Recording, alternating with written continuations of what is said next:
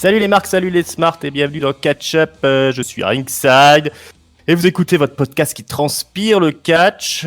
Aujourd'hui, on se retrouve pour une émission très spéciale, une émission historique, puisqu'on va vous débriefer NXT TakeOver UK Cardiff. Dans ce week-end, cet énorme week-end de catch là où toutes les fédérations s'affrontent, hein, on a d'un côté NXT donc avec ce TakeOver UK, la New Japan fait un show en Angleterre dont j'ai oublié le nom. Et on a surtout la All Elite Wrestling qui fait son dernier show avant les weekly. All Out, vous avez le pré-show qui est disponible. Jetez-vous dessus, je l'ai fait tout seul comme un grand. Et on est bien donc sur une semaine historique. Puisque pour m'accompagner, non seulement avec moi, l'inimitable Chris, comment vas-tu ? Yes, salut Ringside, ça va bien. Ça va ? Tout se passe bien les pads ? Ça va fort. Comment va Sting ? Et Goldberg. Et Goldberg, hein, paraît qu'il s'est étouffé avec sa soupe au vermicelle. C'est vrai ou tu démens ?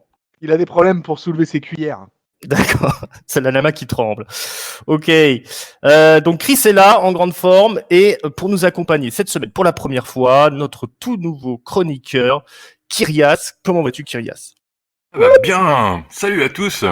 Et voilà, la grosse Salut tous les auditeurs. Et salut Chris et Ringside, merci de m'accueillir. Beau geste. Merci à toi d'être venu. Voilà, alors, pour que les ressources humaines à catch-up, c'est énorme. Ça fonctionne à plein régime, hein. On a bien fait d'ouvrir ce bureau et d'embaucher les gens. Je suis passé sous le bureau d'ailleurs. C'est mais vrai. Voilà, je voulais pas le dire à l'antenne pour pas parce que si ta famille écoute ou des trucs comme ça. Oh non, ça risque pas. C'est ça. Bon, alors voilà, donc vous connaissez la technique désormais pour devenir chroniqueur. Alors dis-nous tout, un petit peu. Depuis combien de temps tu regardes du catch, ton premier souvenir, et puis qu'est-ce que tu préfères, qu'est-ce que tu détestes ? Alors nous tout, je regarde le catch depuis une dizaine d'années, la WWE principalement. De temps en temps, je regarde à votre invitation d'autres fédérations, mais non, c'est surtout la WWE avec Raw et SmackDown que je regarde assidûment et toutes les semaines. Parfois, c'est un petit peu dur, je dois avouer, mais c'est assez chronophage, mais ça me plaît quand même. Sinon, je ne serais pas là. Et sinon. J'ai des vieux souvenirs de l'époque où j'étais très jeune, de One Two Three Kid face à Yokozuna, mais ça c'était il y a très longtemps quoi. Ouais, ça rappellera des souvenirs aux plus anciens d'entre nous. Voilà, donc fan de WWE, tu regardes quand même NXT, hein, NXT tout à fait, oui. NXT UK, j'ai commencé j'ai fait quelques impasses quand même sur certains épisodes. 205 live, j'ai du mal aussi à suivre toujours régulièrement, mais de temps en temps ça m'arrive. Mais non, c'est surtout Raw et SmackDown et NXT depuis 4-5 ans. Ok. C'est vrai que si on a une vie sociale, un travail, une famille, c'est un peu difficile de suivre aussi 205 NXT UK. Ce sera un peu notre séance de rattrapage, hein, ce takeover, quelque part à Cardiff. Tout à fait. Grosse ambiance, hein, on va le dire déjà. Le public est chaud bouillant pour ce takeover. Spécial Angleterre, hein, j'ai envie de dire spécial Europe, hein, parce qu'on a quand même pas que des Anglais qui sont là. Alors je vois qu'il y a eu un pré-show, mais je pense que personne n'a vu ce qui s'est passé dans le pré-show. Ça va ? Si. Si ? Alors, il s'est rien passé. D'accord, parce que je vois des matchs là, Rhea Ripley contre Piper Niven. Ils ont rien diffusé du tout. D'accord. Bon, ils vont nous garder juste, ça. Pardon, excuse-moi. Il y a juste eu l'annonce de Cesaro qui faisait donc son Open Challenge en arrivant sur le parking. C'est ça, d'accord. Et quel Open Challenge ? Ouais, on savait que Cesaro a été annoncé à la dernière minute. Et donc, du coup, c'est pour un Open Challenge, tout simplement. Le Pneur, allez, on démarre. C'est Noam Dar, le Scottish Supernova, la Supernova écossaise, marche moins bien en français, affronte Travis Banks, Kiwi Buzzsaw, la scie circulaire. Il est néo-zélandais, je crois, Travis Banks. Ouais. Ancien champion de la Progress. Noam Dar, je sais pas s'il a déjà été champion de la Progress, mais c'était... en tout cas, c'était un mec qui avait le vent en poupe à l'époque en Angleterre, avant qu'il fasse le Cruiserweight classique et puis qu'il aille bosser à 205. Et puis on le voit, on l'a vu, c'est assez souvent à Raw, hein, avec cette histoire avec Alicia Fox. Ça n'a pas donné grand-chose au final. Le voilà de retour sur ses terres. Et il affronte Travis Banks dans un match de 13 minutes 55. J'ai envie de dire un match classique à l'anglaise, avec de la technique, des gros spots, des cassages de doigts. Noam Dar qui est un pro du contre, et des petits coups de pied en traître. Travis Banks qui est un mec qui a pas peur d'être stiff et de se faire violence. Et bien c'est la victoire de Noam Dar devant son public, dans un match qui était vraiment très disputé, suffisamment long. Et Kyrias, dis-moi, qu'est-ce que tu as pensé de cet affrontement ? Ah, j'ai très bien aimé ce premier affrontement. Ça a été vraiment d'une rapidité d'exécution assez impressionnante. Surtout du côté de Noam Dar, même si Travis Banks n'était pas en reste. Non, ça a été vraiment un bon opener pour moi. Ça m'a vraiment bien mis dans l'ambiance. Je pense que le public aussi était dedans dès le début du match. Et moi, ça a vraiment bien plu. Ouais, c'était vraiment un bon opener. Ouais, une bonne démonstration de catch à l'anglaise, j'ai envie de dire. On voit pourquoi le petit Noam Dar était connu quand même sur les terres anglaises pendant un bon moment. Il a pas vraiment brillé dans le main roster de la WWE, mais là on voit un peu d'où venaient ses qualités. Est-ce que Chris, tu te souviens du finish ? Parce que je n'ai plus aucune idée de comment ça s'est terminé. Le finish, il lui met sa prise. C'est quand même le Noam Dar, c'est le heel dans l'affaire quand même. Et c'est lui qui gagne le match, l'opener du pay-per-view d'entrée. Donc j'ai trouvé ça assez surprenant. Ouais, le run dans la WWE de Noam Dar, franchement, c'est largement oubliable, quoi. Je pense que c'est un peu la honte. Qui se sont un peu retenus sur NXT UK sur ce pay-per-view spécifique là, c'est sûr qu'ils ont dû découvrir un Noam Dar un peu différent quand même de ce qu'on a vécu à 205 ou à Raw, quoi. Moi perso, l'alliance avec Alicia Fox dont tu as parlé, je peux pas dire que ce soit des masses, quoi. Voilà. Donc du coup, j'avais gardé plutôt un mauvais a priori envers Noam Dar, à vrai dire, quoi. J'avais pas été affolé par lui et je l'ai découvert un peu sous un autre angle. Et du coup, c'était un match pas mal. Je découvrais Travis Banks, même si bon, je sais que sur les weekly, ça fait un moment qu'ils traînaient tous les deux une rivalité. Donc, ouais, un opener. Pas moi, tu vois, ça m'a pas embarqué un truc de fou, mais par contre, ça m'a mis dans le show parce que direct, j'ai vu que là, le public ce soir, ça allait être de l'ordre de l'exceptionnel. Et pour que dès un opener comme ça, finalement un peu random, Noam Dar, Travis Banks ait déjà un public chaud comme de la braise, comme ça, je me suis dit la suite, ça va être un truc de psychopathe. Et je crois que je me suis pas trompé. Ouais, on avait une grosse ambiance. Noam Dar est quand même très très populaire en Angleterre. J'ai l'impression plus que Travis Banks, c'est peut-être ce qui explique sa victoire. Travis Banks, il a ses fans aussi. Pour le replacer, c'est lui qui a pris le titre Progress à Pete Dunne. Mais après le très long règne de Pete Dunne à la Progress, maintenant il a pris le titre à Pete Dunne parce que Pete Dunne partait à la WWE, quoi. C'était un petit peu irrémédiable. Ouais, la Progress, pour expliquer un peu à nos chers auditeurs, c'est quand même on va dire que c'est la fédé avec laquelle NXT UK est complètement lié, un peu comme aux États-Unis avec la Evolve, quoi. Donc c'est un petit peu les à toi à moi entre ces fédérations. Ouais, le centre de formation, comment on appelle ça, pas illégal, mais non officiel, de Officieux. la officieux, voilà, de la WWE. Et voilà, Noam Dar, lui, c'était quand même un gros espoir du catch anglais. Il y a pas mal de mecs qui végètent un peu dans le main roster, qui sont quand même des gros noms du circuit anglais. Je pense à Jack Gallagher, par exemple. C'est des mecs, s'ils reviennent à un takeover, ils mettront le feu comme là l'a fait Noam Dar. Ils sont capables de sortir des gros matchs, comme on l'a vu là, tout simplement. Donc là, du coup, un bon opener pour commencer ce pay-per-view. Quelque chose à ajouter là-dessus ? Nope. On est bon, on est vendu. Ok, voilà, rien à redire.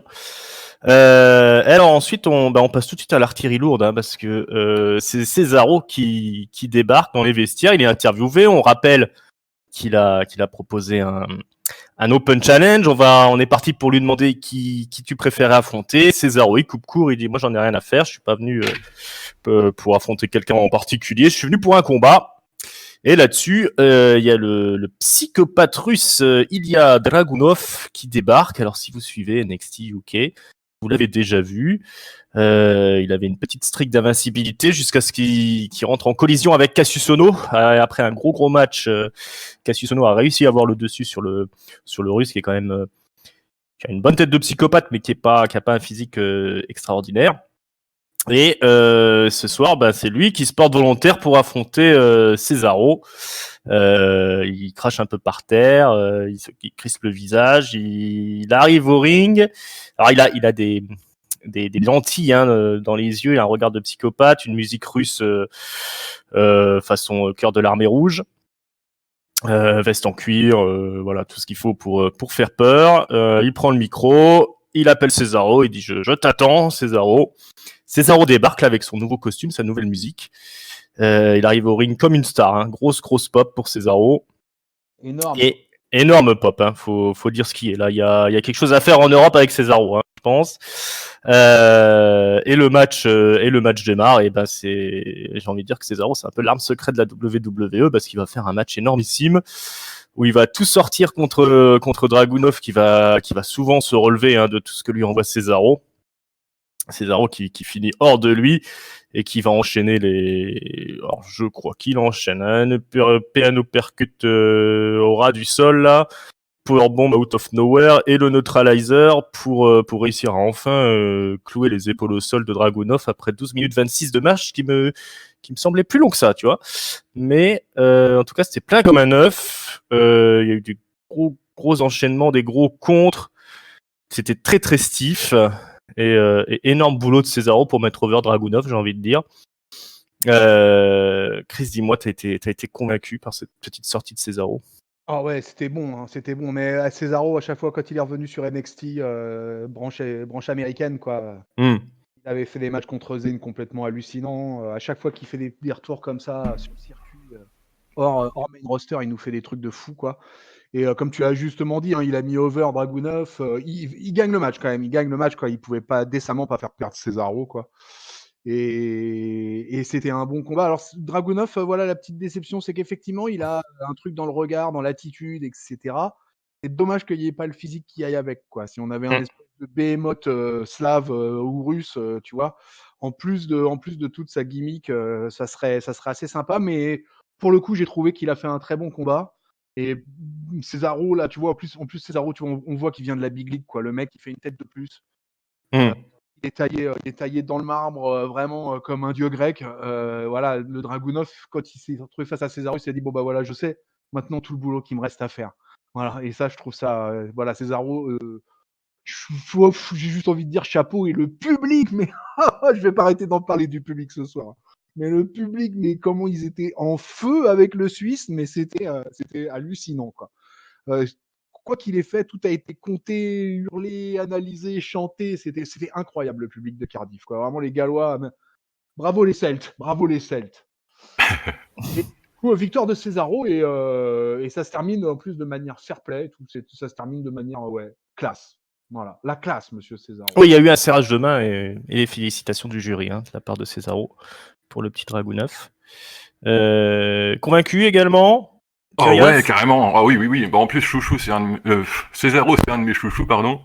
Et je me demandais en fait depuis quand Cesaro n'avait pas eu une victoire en solo en fait, qui soit sous une telle pop, quoi. Ah ouais. Ça remonte à il y a au moins 2-3 ans. Ouais. Voire plus. Et moi, j'ai trouvé le match un peu trop court, du coup, je trouve que Cesaro a bien adapté son moveset, on a vu des trucs qu'il fait pas très souvent en plus. Ouais. Et puis il a une prestance, il a un physique par rapport à Dragunov qui, c'est un milieu, quoi. Et mais bon, Dragunov a bien tenu la chandelle aussi, quoi. Bravo à lui. Et le Cesaro Swing là qu'ils ont compté 40 tours, mais bon, je pense que c'est plus 40 secondes. Mais bon, 40 secondes de Cesaro Swing, waouh. Ah oui, ce Cesaro Swing qui n'en finissait pas là, c'était affolant. Je sais pas comment ils arrivent à tenir debout après avoir fait un truc comme ça. Il doit y avoir un truc spécial chez les catcheurs qui fait qu'ils perdent jamais l'équilibre. Ils ont un truc, sûrement, oui. Mais bon, Cesaro, ça se voyait qu'il était quand même, il s'est tenu aux cordes après, mais je le comprends. Ouais. Et non, puis le finish où il fait une feinte de petit heel turn, on sait pas trop, et finalement pour serrer la main, donc tout va bien dans le meilleur des mondes, quoi. Ouais. Et si ça peut augurer un petit run de Cesaro à NXT UK, moi je vote pour, quoi. Ça le remettrait, je pense, sur les rails, des bons rails, et puis il a de quoi montrer, un peu comme un vétéran qu'il est, que il peut mettre en valeur beaucoup de superstars, hein, je pense, hein. De tout type de gabarit en plus. Je suis d'accord, si tu laisses Cesaro quelques semaines, quelques mois à NXT UK pour faire briller un peu le catch européen, ça serait que du bonheur. Avec l'aura qu'il a, lui il peut apporter ce star power un peu sur NXT UK et peut-être encourager des développements de branches ailleurs en Europe. Ça serait super intéressant d'avoir une tête d'affiche comme Cesaro à NXT UK. Ouais, C'est ce qui, clairement. c'est ce qui manque un peu, je trouve, un petit peu, à part les Bates, Dune, et qui d'autre. Ouais, Pete Dune, Walter dans le meilleur des mondes, mais on peut pas dire non plus que c'est une énorme, c'est un énorme star power. Hein. D'ailleurs, c'est pas pour rien, je pense qu'ils ont fait venir Cesaro aussi. C'est que, je sais pas vous, mais moi, au départ, le takeover, j'en attendais pas grand chose en vérité. Il y a rien qui m'a fait grimper sur mon siège, hormis peut-être le Walter Tyler Bet et encore. Oui, non, je m'attendais pas à ce qu'il y ait vraiment ça faisait longtemps que j'avais pas suivi NXT UK et bon, je m'attendais à des bons matchs, mais sans plus, quoi. Et avec le public qu'il y a eu en plus, donc, je suis comme Chris, le public m'a vraiment mis dedans, quoi. Ouais, c'est clair que c'est pas ces ambiances-là dans les weekly habituels, mais il y a souvent des bons gros matchs NXT UK. Si vous avez le temps de regarder, n'hésitez pas à jeter un coup d'œil. Hein, généralement, ça vaut le détour. Hormis peut-être la division féminine qui est quand même pas terrible. Voilà, donc gros match, et puis chapeau à Cesaro, qui a tout fait pour mettre en avant Dragunov. Dragunov, si vous le connaissez pas, hein, c'est un catcheur. Alors il a un gimmick de russe, je sais pas trop d'où il sort. En tout cas, il a beaucoup bossé à la WXW en Allemagne et gagné le 16 Carat Gold, le tournoi annuel de la WXW il y a une paire d'années. Voilà, c'était un peu la grosse star locale, hein. Une grosse star du circuit européen. Il fait ses gammes donc là NXT UK et il pourra avoir son CV cet énorme match avec Cesaro désormais.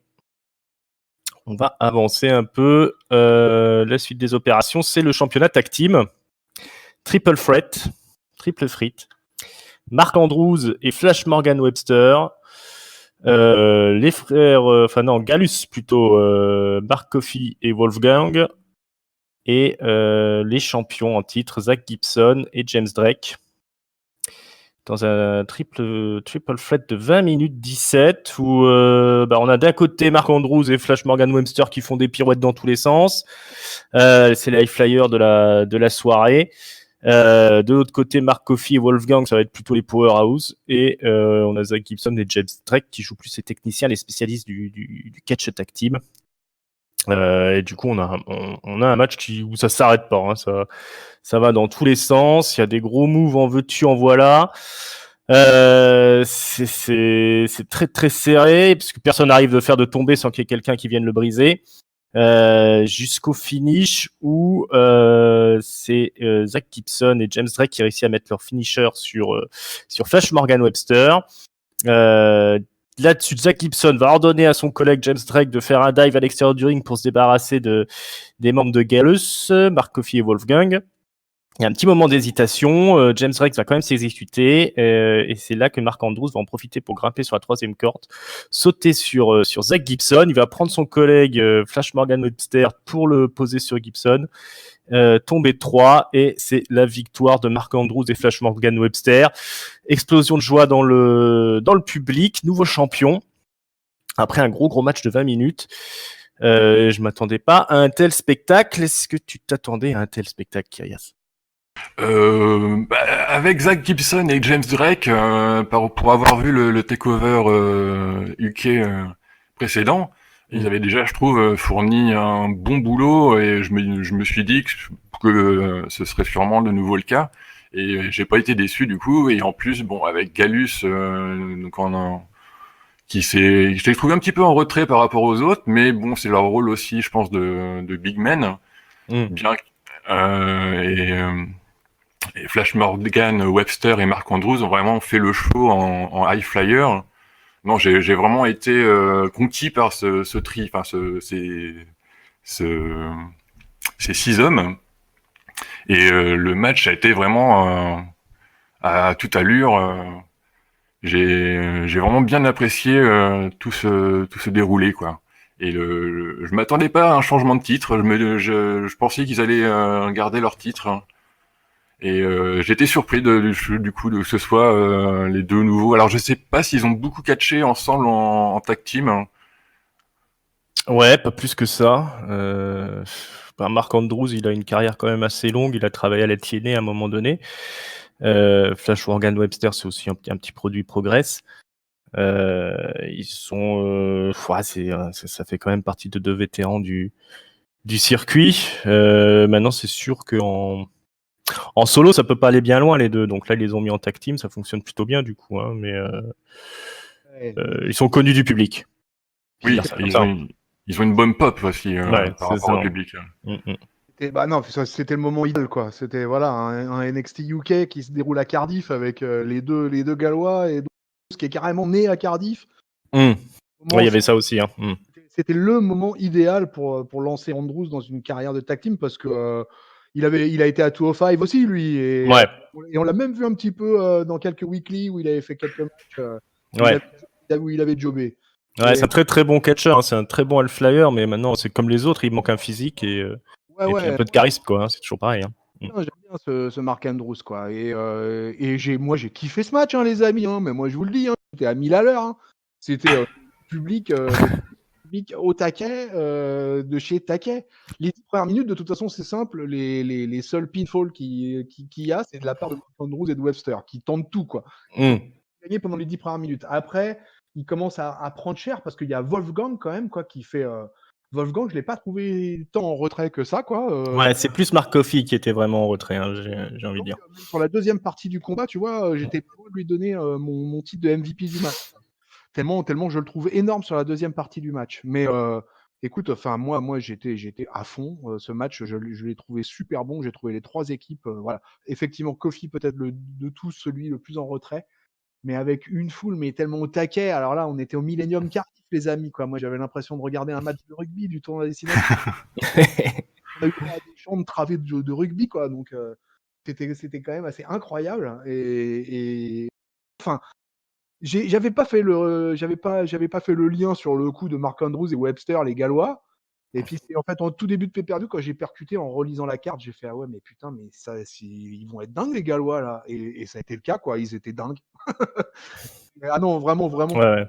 belle surprise presque le show stealer de la soirée presque pour moi. Hein. Ouais, gros match. Aucune fausse note, on va dire. Hein. Ils ont fait le taf comme il fallait faire le taf et le public a suivi. Il y a eu l'explosion de joie qu'il fallait derrière. Ils ont fêté avec la foule, hein, Mark Andrews et Flash Morgan Webster. Oui, j'étais surpris d'ailleurs qu'ils rentrent vraiment dans le public. Alors je sais pas si c'était des potes à eux ou quoi, mais leur célébration, elle était bien méritée en tout cas. Elle était bien communiée par le public en plus. Ouais. Alors on leur a donné le temps d'antenne, on leur a donné une belle exposition. Ils ont assuré. C'est comme ça qu'il faut faire hein, quand on est dans la Big League. Donc chapeau à toute cette fine équipe là, hein, Gibson et Drake aussi. Voilà, Ouais. c'est pas la première fois qu'ils démontrent tout leur talent aussi les deux là. Hein. Ah ouais, non mais ils sont bons ces deux-là, hein, ils sont bons. Hein. Franchement, là il y a beaucoup de double team sur lesquels vraiment in-ring c'est super propre hein, ces deux-là. Hein. On sent voilà, tu l'as dit je crois tout à l'heure ringside, mais voilà deux spécialistes du catch par équipe clairement avec grosse alchimie, grosse inventivité. Moi j'ai trouvé dans plein de moves quoi. Tu vois il y a plusieurs trucs qui m'ont surpris Mhm. et vraiment non vraiment chapeau aux trois équipes.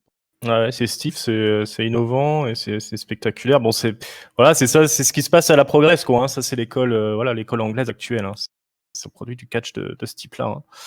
Et bah, du coup, ça fonctionne hein, quand on est à Cardiff. Allez, avançons parce qu'il y a encore du lourd derrière. Hein. Un Last Man Standing. Et du très Entre... Du très lourd. Alors là, on a du lourdeau. Hein. Joe Coffey, le frère de Mark Coffey, le troisième membre de Gallus, qui était l'aspirant numéro 1 face à Pete Dunne au début de NXT UK. Il affronte Dave Mastiff, le bomber, un gros gaillard là qui j'aime bien parce qu'il arbore la même grenouillère que Vader. Il ressemble un peu au nain là du Seigneur des Anneaux là, je sais plus comment il s'appelle. Voilà, donc un match de grosse baraque, un last man standing quand même, donc ça va aller vite à l'extérieur du ring, ça va aller vite dans le public, ça va s'envoyer à la gueule tout ce que ça peut s'envoyer à la gueule. On va même exploser des tables. Hein. Ils vont faire des cascades les deux gros quoi, des roulés boulets, des swanton, tout ce qu'on veut. Quelques tables. Voilà. J'ai une ou deux tables. C'est ça, bah oui, bah ça c'est sûr. Ils vont utiliser des chaînes. Il y a surtout le ring, les cordes du ring. Ah oui, voilà. Parlons de cet envoi dans le coin du ring là, Dave Mastiff qui envoie Joe Coffey dans le coin, et il y a la protection de ring qui lâche, les cordes qui lâchent. Retour de bâton là pour Joe Coffey qui s'écrase au sol, c'était spectaculaire.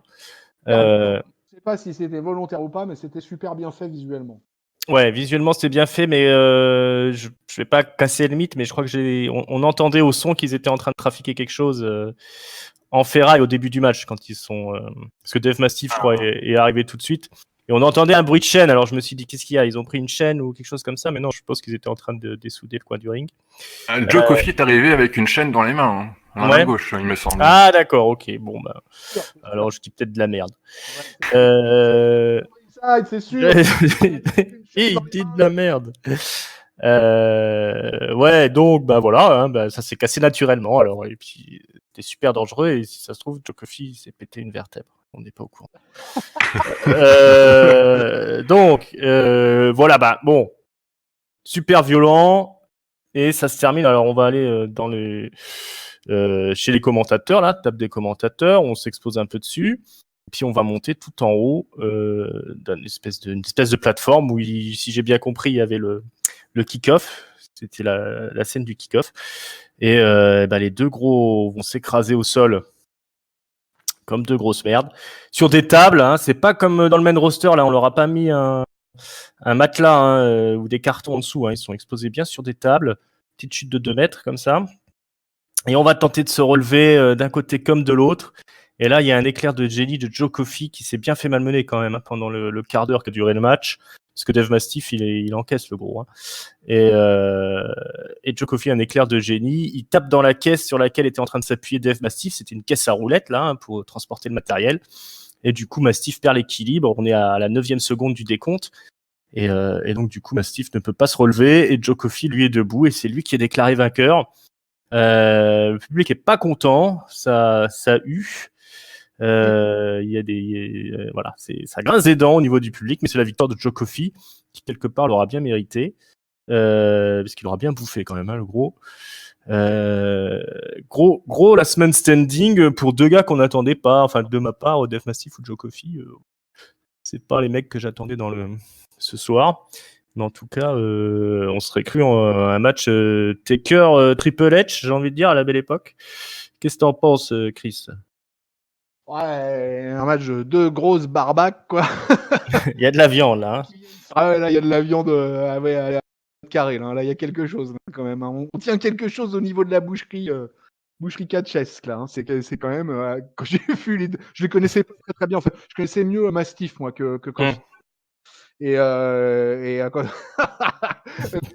donc je confirme ce que disait Kyrias, hein, c'est donc Joe Coffey arrive bien avec une chaîne dans la main, c'est lui qui fait du bruit en arrivant. D'accord.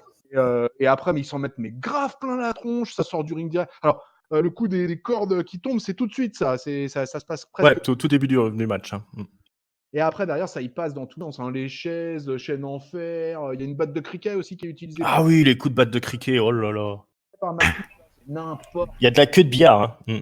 Mais ouais, non, mais cela, c'est n'importe nawak, quoi. Et alors, ça m'a fait marrer, ils foirent une ou deux tables, je crois, peut-être 2 tables, je crois.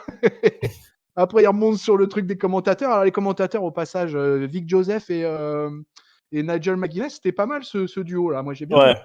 Ouais. Ouais, on est d'accord. Nigel McGuinness, il parle du nez mais ce gars-là, j'aime sa manière de décrire les prises, par exemple. Et voilà, quand il décrit, voilà, c'est pas du Michael Cole dans le texte là-dessus, quoi. Lui, il décrit très bien toutes les prises et ça, c'est vraiment agréable d'écouter Nigel McGuinness. Et voilà, bah écoute, et puis ça se termine sur une forme de controverse avec du bullshit de la part du public. Voilà, ça se termine relativement mal, donc c'est plutôt pas trop mal. Donc voilà, moi ça m'a été un peu ce truc là, cette espèce de boucherie énorme. C'était assez, c'était presque inattendu en fait. Je m'attendais pas à ce qu'ils aillent autant à fond dans le truc. Donc voilà. Ok, convaincu aussi Kayas. Oui, plutôt convaincu, même si au départ j'étais pas vraiment très motivé pour regarder ce Last Man Standing. Je suis pas très fan de la stipulation, qui je trouve un petit peu poussive assez souvent, quoi. J'ai en souvenir des Last Man Standing de Cena avec Del Rio, des trucs comme ça. Où, Ouais, faut que ça dure très longtemps et que ce soit bien scénarisé, sinon. Mais du coup, j'ai bien été agréablement surpris. Après l'utilisation des accessoires, ils ont bien été dedans. J'ai un peu été surpris de trouver une queue de billard sous la séparation du public là. Qu'est-ce qu'elle faisait là? Je sais pas. Parce qu'ils avaient pourtant un sac Galus sous le ring avec tout un matériel avec des boules de billard. J'ai vu aussi, je crois. Ils n'ont pas été jusqu'à tout utiliser, alors ils en ont gardé. Ils ont gardé sous le ring. Mais non, j'étais vraiment bien c'est vraiment des big men pour un big match, quoi. Et le prix, par contre, j'ai trouvé peut-être en dessous de ce que c'était un petit peu avant. Je sais pas à quoi c'est dû. Peut-être je sais pas. Ils ont peut-être été épuisés par le match d'avant, qui faisait quand même une vingtaine de minutes. Et oui, c'est pas énormément de trucs. Donc je pense que il y a eu un petit moment avant qu'ils se remettent se remettent un peu dans le match, le public, mais bon, comme ils ont sorti l'artillerie lourde, les deux gros là. Non, puis le finish qui est vraiment très bien pensé, du coup, c'était assez original, je trouve. Hein. Et tout ça pour finir sur une victoire de Hill dans un last man standing, je crois que c'est assez rare en plus. Donc non, plutôt bien surpris. Hein. Ouais, effectivement. C'est un finish qui fait controverse, mais j'ai l'impression que de nous trois, on est tous plutôt d'accord pour dire que c'est pas si mal en fait. Hein. Plutôt astucieux. Ok, voilà, gros spectacle. C'est pareil, Joe Coffey, Dave Mastiff qui ont droit au spotlight de choix là, à NXT UK, et puis qui vont marquer les esprits avec ce gros match là. Maintenant, on sera content de les revoir dans le ring. Alors, on va arriver au quart d'heure des filles. Le quart d'heure, c'est pas un quart d'heure. Hein. L'immense Toni Storm. Très très populaire, très grande catcheuse. On ne soulignera jamais assez le talent de Toni Storm qu'on voit malheureusement trop rarement. La championne affronte son ancienne amie Kelly Ray, à pas confondre avec Kelly Ray. Voilà, ceux qui comprendront. Donc, on a un joli package vidéo avant qui nous explique un peu la teneur de cette rivalité là. Ces deux anciennes meilleures amies. Toni Storm est devenue la championne de NXT UK. Kelly Ray est restée dans l'ombre de Toni Storm. Elle revient maintenant, mais Toni Storm nous dit que Kelly Ray n'est plus la même. Elle a changé. Et cette amitié là qui se brise, elle va peut-être aussi voir une perte de ceinture pour Toni Storm. Et donc on a ce match. Qui est un match complètement anecdotique et qui dure, à mon goût, une dizaine de minutes. Je suis jamais rentré dedans. Et la surprise générale, c'est la victoire de Kelly Ray en moins de 10 minutes. Toni Storm est en pleurs à la fin du match. Grosse défaite et grosse déception pour ce match de ma part. Chris, qu'est-ce que... Non, ou c'est Akiria, je crois, de commencer cette Ouais, bah écoute, je crois qu'elle était déjà en pleurs, Toni Storm, pendant le match. J'ai pas trop aimé son acting, en fait. Ouais, elle avait du mal à poussé, affronter sa copine. Ouais. Mais non, j'avais bien aimé son tournoi Mae Young. J'étais bien derrière elle quand elle l'a gagné, là, le dernier. Et là, j'étais déçu de ce match, mais oh là là là là. Et Kylie Ray, il lui manque quelque chose, quoi, du charisme, je sais pas, il lui manque une prestance aussi. Elle a un déficit de je sais pas, c'est l'encéphalogramme plat pour moi. Ok, on est hype à 0 pour Kelly Ray. Ah ouais, totalement. Ouais, bah, j'aurais du mal à le défendre. J'ai trouvé rien de spécial non plus. Je pensais que ça faisait l'adversaire idéal pour avoir une victoire facile de Toni Storm, mais visiblement, c'est pas le plan. T'as quelque chose à ajouter, Kyrias, là-dessus ou... Non, pareil, je pensais que Toni Storm allait garder son titre, mais j'étais vraiment grandement surpris qu'elle le perde si facilement en plus, quoi. Ouais, bon. Chris, t'as peut-être quelque chose que tu comprends là-dedans ou t'es dans la déception comme nous? Je suis un peu dans la déception aussi, parce que moi je pensais aussi que Toni Storm allait conserver. Le match a été random, vraiment très random, vraiment sans intérêt particulier. Et même la fin m'a surprise, parce que de toute façon ça a laissé un peu tout le monde dans l'expectative, ce finish-là. Et c'était vraiment un combat, mais c'était vraiment très moyenasse, quoi. Donc, sachant que c'était l'avant-dernier combat de la carte, ça me mettait un coup quand même, quoi, que la division féminine UK, ça arrive pas à nous remonter un peu plus le niveau, quoi. C'était assez décevant. Moi, je suis... Ouais, je sais pas, je suis un peu comme vous au niveau charisme de Kylie Ray. Je suis assez dubitatif. Charisme. Voilà. Là, franchement, j'ai rien vu qui me faisait wouh, tu vois. Voilà. Donc on verra. Et puis, ce qui était bien, c'était la fin avec l'histoire avec Rhea Ripley. C'est ça qui va être intéressant pour le titre UK féminin dans les prochaines semaines, quoi. Ça va être, je pense que ça va être cette rivalité-là. Mais elles vont se battre, je pense, pour le number one contender, et savoir qui va revenir face à Kylie Ray. Mais Rhea Ripley, elle est pas à NXT là maintenant? Ah, elle est à NXT. Ah, parce que je sais pas, c'est une supputation que je fais là. Alors, elle était dans le kick-off, hein, Rhea Ripley, elle affrontait Piper Ah bon? Niven. Est-ce que Il l'annonce à NXT? et je l'ai vu dernière NXT, il me semble, elle est arrivée face à Shayna Baszler. Je l'ai pas vu le dernier weekly de NXT. Et bah, c'est une nouvelle intéressante, ça. Donc, Enfin, l'arrivée de Rhea Ripley. Donc, quel programme va-t-elle avoir? Elle peut faire tomber Shayna Baszler, hein, Ripley. Hein. Elle avait fait une super entrée au Rumble cette année-là. Et moi, c'est une quelque chose que je trouve super intéressante. Donc, c'est pour ça, sur le coup, que je suis peut-être de la voir encore sur la branche UK. Mais si Kyrias, il nous donne des bonnes infos comme ça, c'est bien, ça. Voilà, il apporte les bonnes nouvelles. Bonne nouvelle, c'est bien, ça. C'est un consultant de couloir à la Street Profits, mais en mieux. Et sans ceinture. Et sans ceinture. Mais ouais, ok, d'accord. Donc Rhea Ripley a fait son retour dans la branche jaune et noire. Ok, super. Bon, voilà, Ouais. Finalement une bonne nouvelle, ce match de merde là entre Kelly Ray et Toni Storm. Donc voilà, on a une nouvelle championne, Kelly Ray. Voilà. Alors, allez, on va sauter au main event de la soirée. Quel main event, j'ai envie de dire? Tyler Bate, qui représente le Moustache Mountain, le British Strong Style aussi, si vous préférez. Pete Dunne, Trent Seven à ses côtés. Ils sont pas là, hein. Il vient tout seul au ring, Tyler Bate. Et il affronte le champion, l'homme qui a fait tomber Pete Dunne, Walter. Et donc, c'est évidemment un championnat pour le United Kingdom Championship de NXT. On n'est pas venu pour rien, parce que c'est un énorme match de 42 minutes. Avec un Walter tout en puissance qui va pour réussir à calmer un peu Tyler Bate, qui est quand même un monstre aussi, même si c'est un plus petit gabarit. Le mec est tout en muscle. Il va l'exploser sur le coin du ring. Alors à l'extérieur du ring, en lui faisant une énorme powerbomb.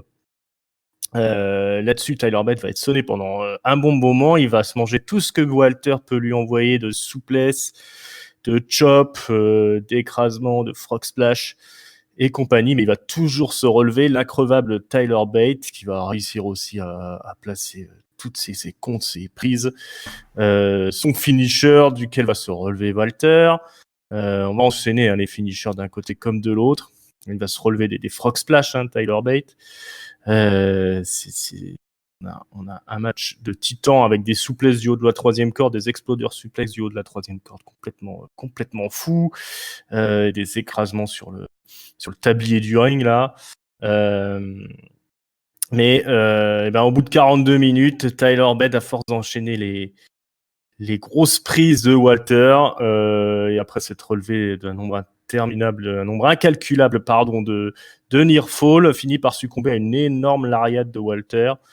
Mais on voit bien qu'il est à bout de force, Tyler Bate, enfin l'un comme l'autre. Énorme lariat de Walter façon genre JBL pour les plus récents d'entre vous, mais sinon on peut trouver mieux. Grosse lariat de Walter et Tyler Bate qui succombe au tombé. Lariat à la Stan Hansen, c'est ça le nom que je cherchais, pardon. Walter qui conserve le titre après 42 minutes de match, je répète, 42 minutes de match. Stan Hansen, t'as été nous chercher Stan Hansen, c'est un de Paul Orndorff, ça. Je ne connais pas. Stan Hansen, c'est le roi de la lariat, c'est le Butchukachi au Japon. Putain, mais ce mec, oh là là, ça fait longtemps que j'avais pas pensé à Stan. Stan, si tu nous écoutes, voilà.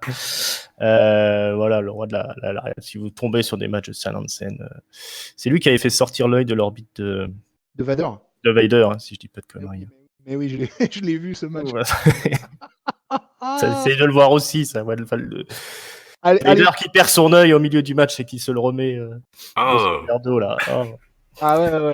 C'est pas du kayfabe, Là, c'était pas kayfabe. Il n'est pas pour rigoler l'un comme l'autre. Voilà.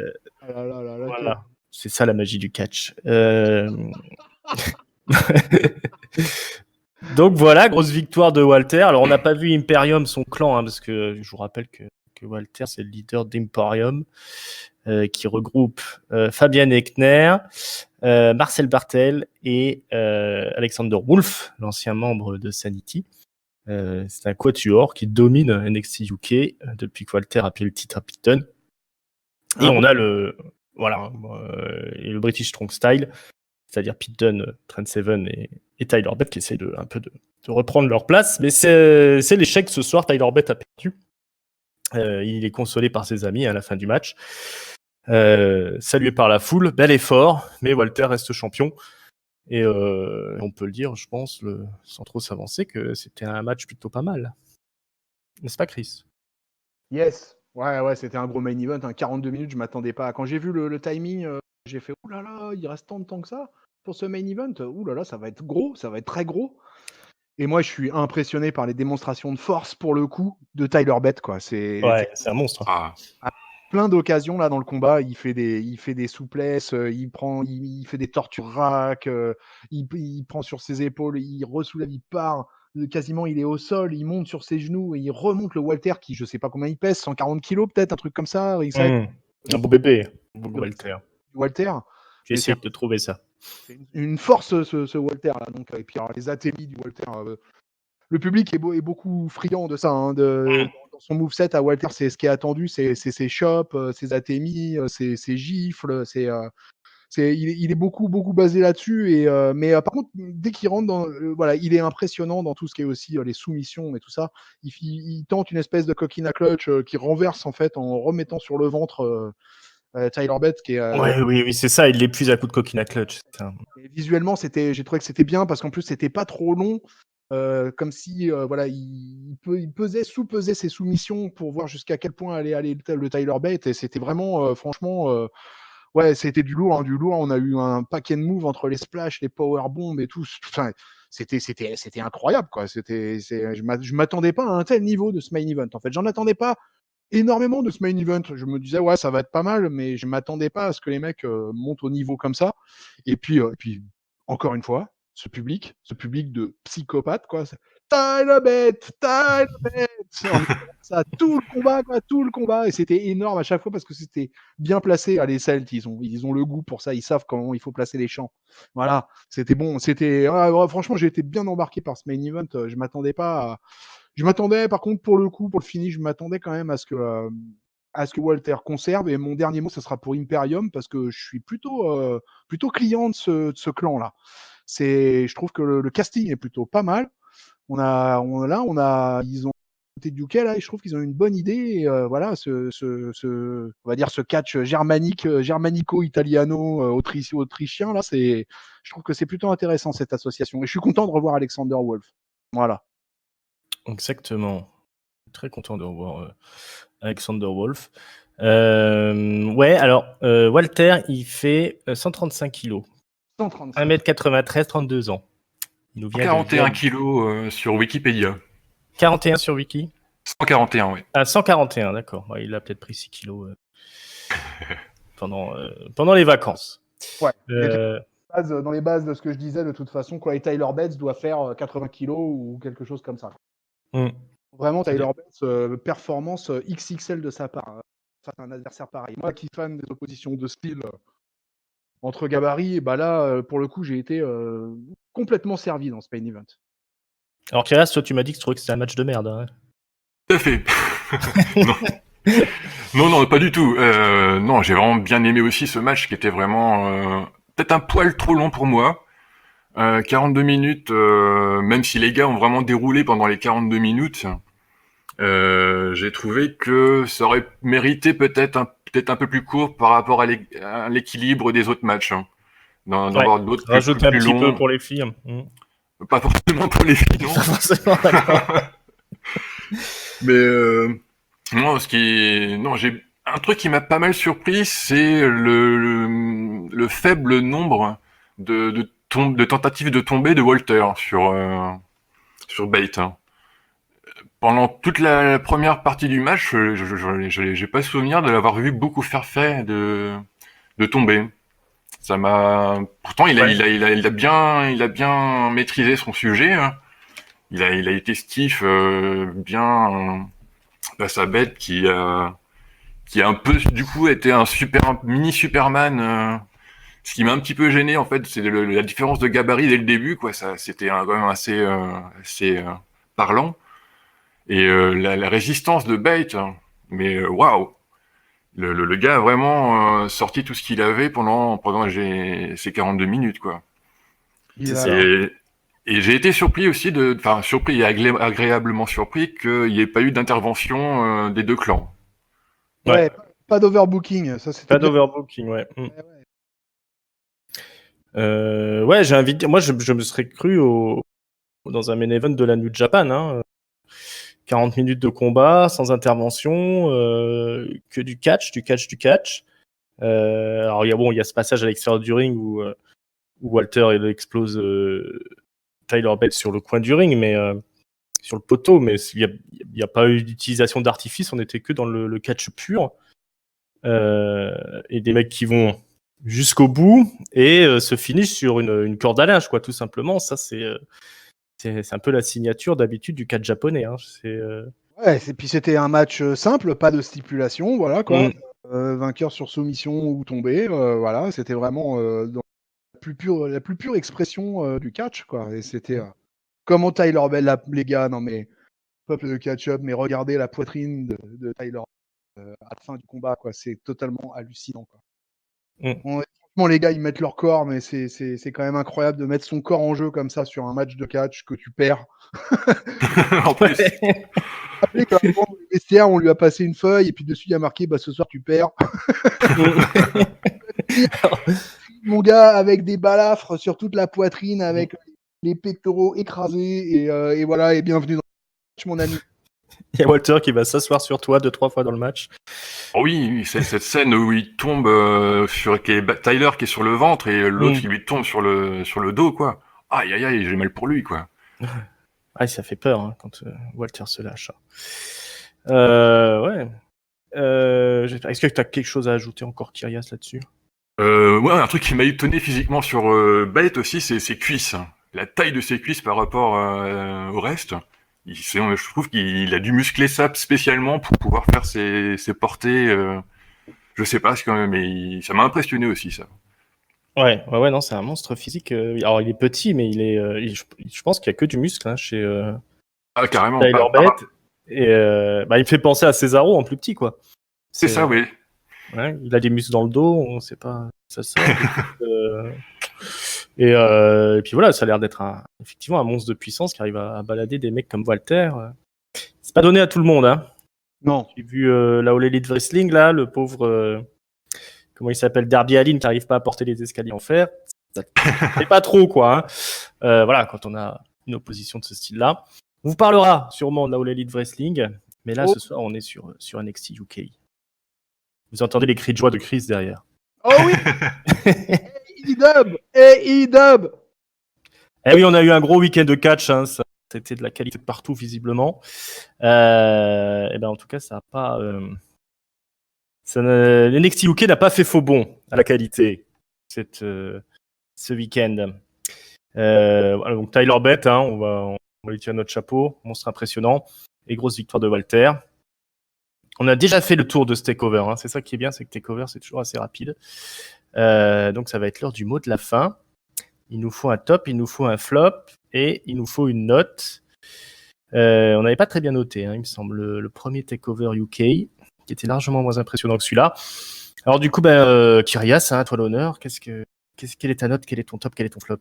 Alors, sans trop de surprise, mon flop ira à Tony Storm, tiens, pour être précis. Parce que je trouve qu'elle aurait pu tenir plus son match. Hein. J'étais un petit peu déçu d'elle, elle a placé son finisher en plus, qui a pas eu d'effet. J'ai pas trouvé, j'ai pas trouvé dedans quoi. Et mon top, à qui je pourrais le donner mon top? Il y a pas mal de choses qui étaient vraiment bien. Je vais le donner au tag team dans leur ensemble, qui m'ont vraiment ravi avec un match vraiment propre, comme il faut et comme j'aime en tag team en plus quoi. Donc je leur donne mon top. Et pour ma note, je vais donner un bon 4 sur 5. Je suis assez ravi d'avoir vu ce takeover et de son déroulé, des résultats globalement, à part le match des filles, mais voilà, on a déjà assez descendu. Et non, j'étais bien ravi de ce découvert. Voilà, un bon moment pour Kyrias. Chris, quel est ton top, quel est ton flop? C'était plutôt sympa. Il y a eu voilà. L'opener m'a pas branché plus que ça. C'était bien sans plus quoi. Et vraiment, mon flop, je vais rejoindre de toute façon l'ami Kyrias parce que vraiment, je crois que c'est vraiment le match le plus faible de la soirée. Donc je le mets pas à l'une ou à l'autre, je le mets aux deux parce que voilà, zéro charisme pour Kylie Ray, Tony Storm.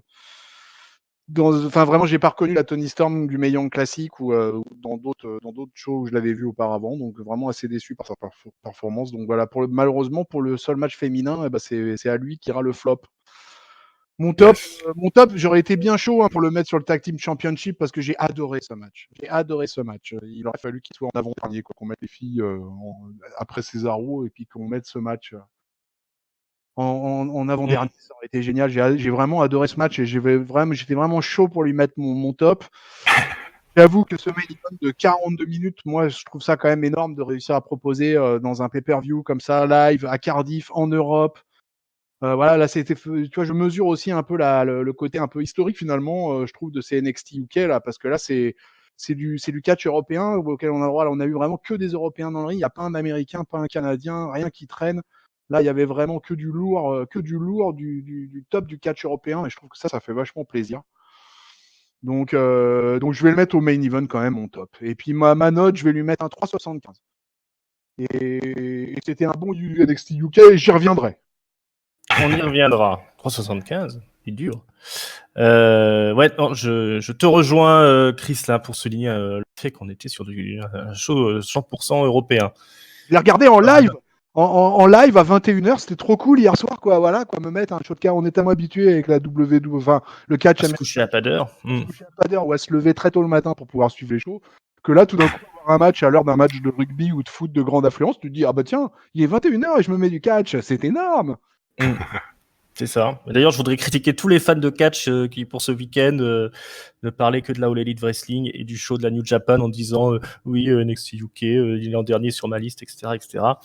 Bah non, les gars, il faut soutenir NXT UK parce que comme ça, on aura de plus en plus de shows en Europe avec des stars européennes qui peuvent faire le spectacle comme ils l'ont prouvé ce soir et qui montrent qu'ils peuvent faire du putain de match.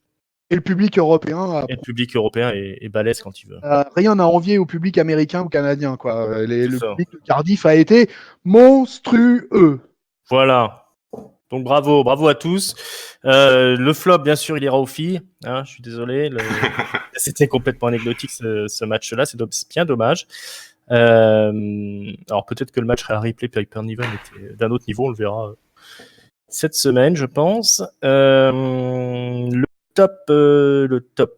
Moi, c'est difficile de pas le donner au main event ou au tag team, mais comme vous avez déjà donné, moi je vais le donner à Cesaro qui a fait, je trouve, un match exceptionnel et qui nous a rappelé à quel point, alors on a l'habitude quand même de le voir à WWE faire des grosses performances, mais là il a montré tout son savoir-faire pour mettre over un jeune. Et voilà, moi ça me fait plaisir, j'ai envie de lui donner mon top. Et j'espère qu'on le reverra dans ces matchs-là. Et NXT UK. Et puis pour la note, je vais être un peu plus généreux que vous, je vais donner un 4,25. Allez. Wow. Mes encouragements, on perd 75 points à cause des filles, mais tout le reste c'était irréprochable. J'ai trouvé tout le monde a assuré plus que 2 raisons. Voilà, pour un show dont finalement on partait un petit peu sceptique. Et ben on voit que le catch européen est là. Et puis longue vie à NXT UK, hein, normalement qui doit finir par avoir quand même une diffusion à la télé. Voilà, j'espère que c'est pas une expérience qui va s'arrêter trop vite. C'est l'heure de l'auto-promo, c'est ça? Maintenant qu'on a fait le tour, mon moment préféré. Alors, on est sur PodCloud, on est sur Spotify, on est sur YouTube en version vidéo, on est sur Facebook, on est sur Twitter, @catchupcdc. Vous pouvez aussi nous trouver, si vous cherchez bien, sur Instagram. L'important, c'est de mettre des commentaires. Hein. Dites-nous ce que vous avez pensé de NXT UK. Est-ce que je suis un connard de traiter les fans qui n'étaient pas contents qui avaient mis NXT en dernière place sur leur wishlist de ce week-end. Voilà, dites-nous si ça vous plaît, l'arrivée de Kyrias aussi. Mais sachez que si vous faites des critiques, on vous écoutera pas. Et voilà. Justement, Kyrias, merci beaucoup d'être venu. Merci à vous. J'espère qu'on te revoit bientôt. C'est un plaisir. Avec pourquoi pas. Voilà, il va falloir bosser sur Raw, hein, je t'avais prévenu. Ouais. Donc, ça maintenant, il va falloir assumer. Chris, merci à toi. Ça va bien se passer, les reviews sur Raw, Kyrias, t'inquiète, ça va bien se passer. Aussi, ils ont fait ça, ils ont essayé de me châtier en me mettant sur Raw, et puis maintenant, j'en arrive à faire des reviews tout seul sur Raw. Alors, tu vois, on te remet de tout. You're welcome, Kyrias. C'est ça. Et merci, Inside. Ah merci à vous, les amis. La faconde habituelle. Ah, merci. J'irai chercher dans le dictionnaire ce que ça veut dire. Voilà, écoutez, on vous remercie de nous avoir écoutés. C'est Stan Hansen, moi je veux dire respect, quoi. Allez tous qui c'est Stan Hansen. Voilà, allez checker qui est Stan Hansen, découvrez un autre plan du catch. Voilà. Suite. Écoutez, on est dans un des plus gros week-ends de catch de l'année, voire de l'histoire. Je vous rappelle qu'il y a la preview de All Out qui est en ligne. On va vous débriefer ça dès qu'on peut. On revient sur les weekly de la WWE aussi dans la semaine. On espère que cette petite émission vous a plu, autant à écouter que nous à l'enregistrer. Et puis on vous dit à très bientôt. Ciao, ciao. Salut. Salut les gars. Salut Pop et le catch-up.